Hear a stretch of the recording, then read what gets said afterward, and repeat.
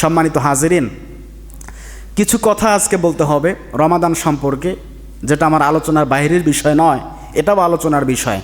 প্রথম কথা বলি, রমাদান মাস আসলেই আমাদের কিছু বিষয় এড়িয়ে চলতে হবে এবং কিছু বিষয় অবশ্যই মেনে চলতে হবে।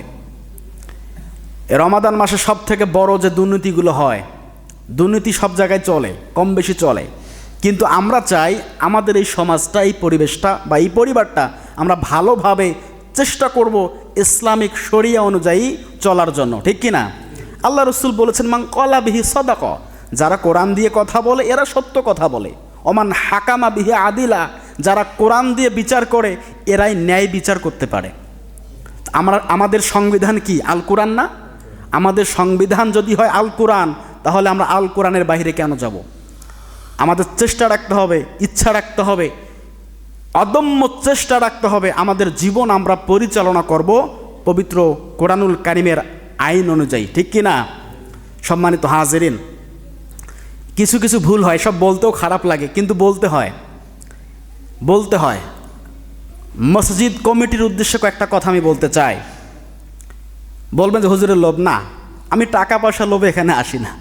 আল্লাহ পাক রব্বুল আলামিন যে টাকা ইনকাম করি তাতেও মা বাবা স্ত্রীদেরকে নিয়ে, পরিবারকে নিয়ে ডাল ভাত 3 বেলা খেয়েও চলতে পারি। আমার টাকার আর কোনো প্রয়োজন নাই, শুধু একটু খাইতে পড়তে পারলেই হয়ে গেল, ইবাদত করতে পারলেই তো হবে, ঠিক কি না বলেন? যদি আমরা খাই কিসের জন্য? বেঁচে থাকার জন্য খাই না খাওয়ার জন্য বেঁচে থাকি বলেন তো? বেঁচে থাকার জন্য আমাদেরকে খেতে হয়, আমরা কিন্তু খাওয়ার জন্য বেঁচে থাকি না। বেঁচে থাকার জন্য খেতে হবে, শরীরে শক্তি অর্জন করতে হবে, আল্লাহ পাকের ইবাদত বন্দেগী করতে হবে, এই জন্য আমাদেরকে খেতে হয়। তো খাওয়ার পরিমাণে টাকা তো আছে আলহামদুলিল্লাহ।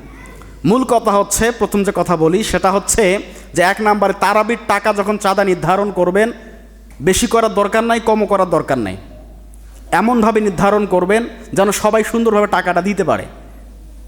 তারাবির যে টাকা উঠবে, যে চাঁদা উঠবে, এই টাকা মসজিদ ফান্ডে জমা হবে না।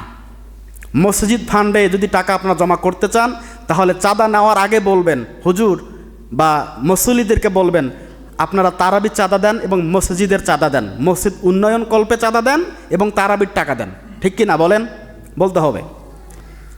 যদি শুধুমাত্র তারাবির কথা বলে আপনারা টাকা কালেকশন করেন, তাহলে ওই টাকা আপনারা কখনোই আর মসজিদ ফান্ডে জমা করতে পারবেন না। ওই টাকার হক ইমাম, মুয়াজ্জিন, খাদেম, পেশ ইমামের।